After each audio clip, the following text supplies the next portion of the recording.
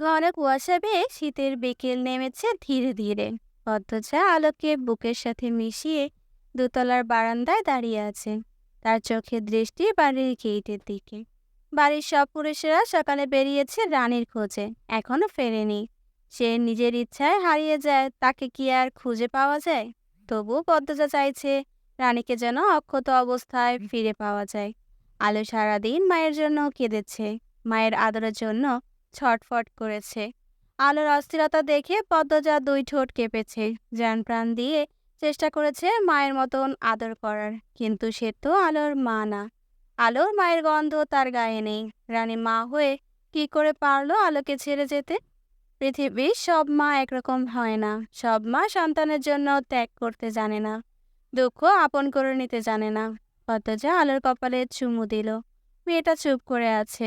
চারিদিক কুয়াশায় ধোয়া ধোয়া, দিন ডুবে ডুবে। স্তব্ধ হয়ে আছে সময়। একতলা থেকে আমিনার বিলাপ শোনা যাচ্ছে। তিনি এত কাঁদতে পারেন?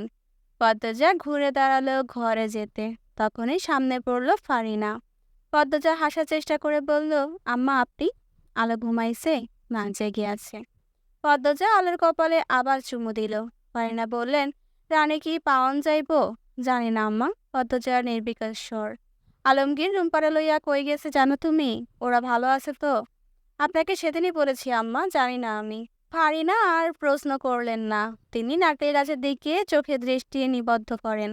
পদ্মজা সেকেন্ড কয়েক সময় নিয়ে ফারিনাকে দেখে। ফারিনা আগের মতন ছটফটেনি, নিশ্চুপ হয়ে গেছে।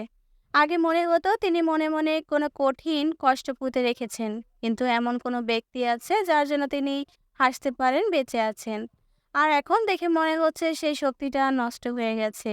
জীবনের আশার আলো ডুবে গেছে। কথাগুলো ভেবে পদ্মজা চমকে ওঠে। সে তো আনমনে নিজের অজান্তে এসব ভেবেছে, কিন্তু সত্যি কি এমন কিছু হয়েছে? পদ্মজা আগ্রহ নিয়ে প্রশ্ন করল, আম্মা আপনি আমাকে কিছু বলতে চান? ফারিনা তাকান। পদ্মজা তীর্থের কাকের মতন তাকিয়ে রইল ফারিনার দিকে। ফারিনা ঝরঝর করে কেঁদে ফেললেন।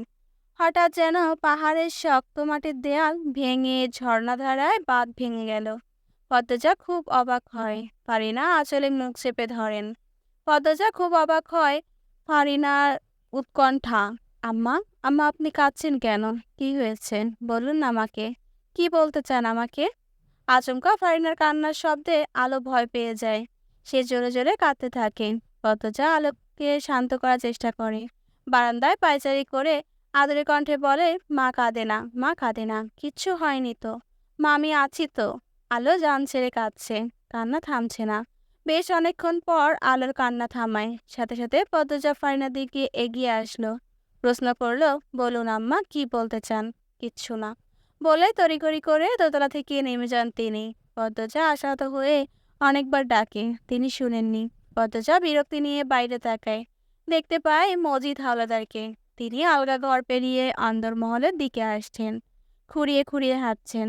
পায়ে ব্যথা পেয়েছে নাকি? পদ্মজা নিচতলা যাওয়ার জন্য উদ্যত হয়। তখনই মাথায় আসে, কোনোভাবে কি আব্বাকে দেখে আম্মা ভয় পেল আর উত্তর না দিয়ে চলে গেল? পদ্মজা মিলিয়ে ফেলে উত্তর, এমনটাই হয়েছে। ঘরের গোপন খবরই দিতে চেয়েছে ফারিনা, কিন্তু ঘরের মানুষ দেখে আর দিতে পারলেন না। আচ্ছা, তিনি এমন হাউমাউ করে কেন কাঁদলেন? পদ্মজার কপালে চামড়া কুঁচকে যায়। পদ্মজা মেরুদণ্ড সোজা করে দাঁড়ায়। আলোর পিঠে হাত বুলাতে বুলাতে ভাবে পিছনের সব অদ্ভুত ঘটনা। রুম্পা পাগলের অভিনয় করত, তাকে ঘরে বন্দি করে রাখা হয়েছিল, অথচ বাড়ির কেউ এত ভ্রুক্ষেপ করতো না। রুম্পা দিনের পর দিন না খেয়েছিল। পদ্মজা যতটুকু বুঝেছে ফারিনা খুব ভালোবাসেন রুম্পাকে। তাহলে তিনি কেন খাবার নিয়ে যেতেন না? রুম্পার ঘরে লতিফা চোখ রাখে। রুম্পা লতিফাকে দেখে ভয় পেয়েছিল। সেই দিন সে জানতে পারে রুম্পা পাগল না। সেদিন রাতেই বাবলু নামের কালো লোকটি রুম্পাকে মারতে চেয়েছিল। এসব কার নির্দেশে হচ্ছে? কে এই বাড়ির আদেশদাতা? আর আলমগীরই বা কি করে জানলো রুম্পা খুন হতে চলেছে? এরপর একটা খুন হলো, অথচ ভোরের হওয়ার আগেই সেই লাশ উধাও হয়ে গেল। কেউ খুনির খোঁজ করলো না। তারপর রুম্পা বা আলমগীরের কথা রানী আর ফারিনা ছাড়া কেউ জিজ্ঞেস করলো না। এই বাড়ির মানুষ যেন জীবিত থেকেও মৃত। কি চলছে আড়ালে? তারপর আলমগীর তাকে একটা ছবি দিল। চাবিটা কিসের? রুম্পা বলেছে, উত্তরে জঙ্গল ধরাক্ত, এই কথাটার মানে বা কি? পদ্মজা দ্রুত চোখ বন্ধ করে ফেলল। তার মাথা ব্যথা করছে, কপালের রগ দপদপ করছে। রানীর খোঁজ হওয়ার ব্যাপারটা পুরোপুরি মাথা থেকে বেরিয়ে যায়। সে গাঢ় রহস্যের টান উন্মাদ হয়ে উঠেছে। বাড়িতে খলিল রিদওয়ান নেই, এই সুযোগে জঙ্গলে তাকে যেতেই হবে। পরিবেশে অস্পষ্টতা ক্রমে ক্রমে ছড়িয়ে পড়ল। বিকেল সন্ধ্যাকে ম্লান আলোয় জড়িয়ে ধরল। সন্ধ্যার আজান পড়েছে। পদ্মজা নিচতলায় এসে আলোকে লতিফার কাছে দিয়ে নিজ ঘরে যায়, নামাজ আদায় করে নেয়। তারপর আলোকে খাইয়ে ঘুম পাড়িয়ে দিল। মজিদ পায়ে ব্যথা পেয়েছেন, তিনি ঘরে শুয়ে আছেন। পারিনাও ঘরে। বাড়ির বাকি পুরুষরা তখনও ফেরেনি।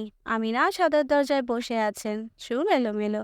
কপালে এক হাত রেখে বাইরে তাকিয়ে রানীর অপেক্ষার প্রহর গুনছেন। মানুষটার অনেক ত্রুটি আছে ঠিক আছে, তবে মেয়ের জন্য পাগল। বাড়ির আর কাজের মেয়ে রিনু আলোর সাথে শুয়ে আছে। আলো একা ঘরে কিভাবে থাকবে? তাই পদ্মজা রিনুকে আলোর সাথে থাকতে বলেছে। লতিফা রান্নাঘরে রান্না করছে। সবাই যে যার কাজে ব্যস্ত। মানবতাবোধ থেকেও অন্তত রানীর খোঁজ হবার শোকে কাতর হওয়া উচিত, কিন্তু পদ্মজা কাতর হতে পারছে না। তাকে চুম্বকের মতো কিছুটা আনছে উল্টো দিক থেকে। পদ্মজা শক্ত করে খোপা বাঁধে, শাড়ির আঁচল কোমরে গুজে গায়ে জড়িয়ে নেয় শাল, হাতে টর্চ নিয়ে আর ছুরি। তারপর অন্দরমহলের দ্বিতীয় দরজা দিয়ে বেরিয়ে পড়ে। এক নিঃশ্বাসে ছুটে আসে জঙ্গলের সামনে, হাঁপাতে থাকে। চোখের সামনে ঘন জঙ্গল, পিছনে কয়েক হাত দূরে অন্দরমহল। হাড় হিম করা ঠান্ডা। পদ্মজার ঠোঁট কাঁপতে থাকে। এই জায়গায় সে অনেকবার এসেছে, কিন্তু পা রাখতে পারেনি জঙ্গলে। কেউ না কেউ, কোনো না কোনো ঘটনা থাকিয়ে বাগড়া দিয়েছেই। আজ কিছুতেই সে পিছিয়ে যাবে না। তার স্নায়ু উত্তেজিত হয়ে আছে। জঙ্গলের ঘাসে পা রাখতেই অদ্ভুত একটা অনুভূতি হয়, পায়ের লোমকূপ দাঁড়িয়ে পড়ে। আরো কয়েক পা এগোতেই হিম করা অদ্ভুত সরসর শব্দ ভেসে আসে। পদ্মজার একটু ভয় করছে। গাঢ় অন্ধকারে এমন গভীর জঙ্গলে সে একা। শীতের বাতাস গাছের পাতাগুলো শব্দ তুলেছে, আর পদ্মজা উৎকণ্ঠ হয়ে উঠেছে। ভয়ভীতি নিয়েই সে এগোতে থাকে। চারিদিকে ঘাস, সরু একটা পথে ঘাস নেই, মানে এই পথ দিয়ে মানুষ হাঁটাচলা করে। পদ্মজা সেই পথ ধরেই এগোতে থাকে। সে চোখ ঘুরিয়ে ঘুরিয়ে চারপাশ দেখছে। বড় বড় গাছ দেখে মনে হচ্ছে কোনো অশরীরই দাঁড়িয়ে আছে। পদ্মজা মনে মনে আয়তুল কুরসি পড়ে বুকে ফু দেয়। একটা সময় পথ শেষ হয়ে যায়। পদ্মজা টর্চের আলোতে পথ খোঁজে। যেদিকেই তাকায় সেদিকেই বনলতা পাতা। যারা এখানে আসে তারা কি এখানেই থেমে যায়? পদ্মজা ভেবে পায় না। মাথার উপর ডানা ঝাপটানোর শব্দ শোনা যায়। পদ্মজার বুক ধপ করে উঠল। সে টর্চ ধরল মাথার উপর। দুটো পাখি উড়ে যায়। এরপর চোখে ভেসে ওঠে চন্দ্র তারকাহীন ম্লান আকাশ। পদ্মজা লম্বা করে নিঃশ্বাস নিল। সে কি না কি ভেবেছিল। পদ্মজা সূক্ষ্ম তীক্ষ্ণ চোখে চারপাশ দেখল। রুম্পা কি বলেছিল মনে পড়তেই সে উত্তরে তাকালো। বেশি দূর চোখ গেল না। ঝোপঝাড়ে ঢাকা চারপাশ। পদ্মজা মুখে অস্পষ্ট বিরক্তির শব্দ করলো। নিজে নিজে বিড়বিড় করে, তুই কোন দিকে যাবো এবার? ছটফট করতে থাকে পদ্মজা। তার হাত থেকে ছুরি পড়ে যায়। ছুরি তোলার জন্য নত হয় সে। ছুরির সাথে সাথে তার হাতে ঘাস উঠে আসে। পদ্মজা অবাক হয়। কেন যেন মনে হলো এই বুনো ঘাসের শেকড় মাটির নিচে ছিল না। পদ্মজা উত্তর দিকে আরো কতগুলো ঘাস এক হাতে তোলার চেষ্টা করলো। সাথে সাথে হাতে উঠে আসে। সত্যি শিকড় নেই মাটির নিচে। কেউ বা কারা পথের চিহ্ন আড়াল করতে নতুন তাজা ঘাস দিয়ে সাজিয়ে রেখেছে পথ। পথ লুকাতে কি প্রায় এমন করা হয়? তাহলে তো বেশ পরিশ্রম করে। পদ্মজার উত্তেজনা বেড়ে যায়। সে উত্তর দিকে পথ ধরে এগোতে থাকে। হাঁটে প্রায় 10 মিনিট। এই মুহূর্তে সে চলে এসেছে জঙ্গলের মাঝে। সামনে ঘন ঝোপঝাড়, পরিত্যক্ত ভাব চারিদিকে। ভুতুড়ে পরিবেশ থেকে থেকে পেঁচে ডাকছে কাছে কোথাও। পদ্মজা বিপদ মাথায় নিয়ে ঝোপঝাড় দুই হাতে সরিয়ে অজানা গন্তব্যে হাঁটতে থাকে। কাঁটা লাগে মুখে, চামড়া ছিঁড়ে যায়। পদ্মজা ব্যথায় মা বলে আর্তনাদ করে উঠল, কিন্তু ব্যথা নিয়ে পড়ে থাকেনি। সে এগোতে থাকে। ঝোপঝাড় ছেড়ে বড় বড় গাছপালার মাঝে আসতেই পদ্মজার মনে হয় তার পেছনে কেউ আছে। সে চট করে ঘুরে দাঁড়ালো, কেউ নেই। সে মনের ভুল ভেবে সামনে হাঁটে, কিন্তু আবার মনে হয় পেছনে কেউ আছে। পদ্মজা থমকে দাঁড়ায়। ঘুরে তাকায়, তার মনটা আনচান আনচান করছে, গুগাইছে, এমন ভয়ও করছে। এই গভীর জঙ্গলে সে একা। কিছুক্ষণ আগে সন্ধ্যা হলো, কিন্তু এখানে মনে হচ্ছে গভীর রাত। কোনো অঘটন ঘটে গেলে কেউ জানবে না। পদ্মজার রগে রগে শিরশিরে অনুভব ভয়টা বেড়ে গেছে, ভেঙে পড়েছে সে। রাত যেন শক্তি, সাহসিকতা শুষে নিতে পারে। পদ্মজা আল্লাহকে স্মরণ করে, হেমলতাকে স্মরণ করে। চোখ বুজে হেমলতার অগ্নিমুখ ভাবে। তিনি যেভাবে তীক্ষ্ণ চোখে তাকাতেন, সেভাবে পদ্মজা তাকায়, কান খাড়া করে চারপাশে যত জীব প্রাণী আছে সবকিছুর উপস্থিতি টের পাওয়ার চেষ্টা করেন। কাছে কোথাও অদ্ভুত এক জীব ডাকছে, নিশাচর পাখিদের তীক্ষ্ণ ডাকও শোনা যাচ্ছে। ঝিঁঝি পোকারা এক স্বরে ডাকছে, শাঁসা বাতাস বইছে। এই সব কিছুকে ছাড়িয়ে একটা মানুষের গাঢ় নিঃশ্বাস তীক্ষ্ণভাবে কানে ঠেকে, খুব কাছে। পেছনে কেউ দাঁড়িয়ে আছে, নিঃশ্বাস নিচ্ছে। পদ্মজার হাত দুটো শক্ত হয়ে যায়, অদ্ভুত এক শক্তিতে কেঁপে ওঠে। চোখের পলকে দুই পা পিছিয়ে লোকটিকে না দেখেই ছুরি দিয়ে আঘাত করে। লোকটি আহ করে উঠে। পদ্মজা চোখ খুলে ভালো করে দেখে, মুখটি অন্ধকারের জন্য অস্পষ্ট, তবে কণ্ঠটা পরিচিত মনে হলো। পদ্মজা ছুরির আঘাত লোকটির হাতে লেগেছে। পদ্মজা রাগী, কিন্তু কাপা স্বরে প্রশ্ন করে, কে আপনি? লোকটি ক্ষুধার্ত বাঘের মতো ছুটে এসে পদ্মজার গলা চেপে ধরে। পদ্মজা আকস্মিক ঘটনার জন্য প্রস্তুত ছিল না। লোকটি এত জোরে গলা চেপে ধরেছে যে তার দম বন্ধ হয়ে আসছে। মাথার ওপর আরো কটি পাখি ডান ঝাঁপিয়ে উড়ে যায়। একটা বলিষ্ঠ হাত গাঢ় অন্ধকারে অপরূপ সুন্দরী এক মেয়ের গলা টিপে ধরে রেখেছে। সুন্দরী মেয়েটি ছটফট করছে। লোকটির মুখ অন্ধকারে ঢাকা, ভয়ঙ্কর দৃশ্য।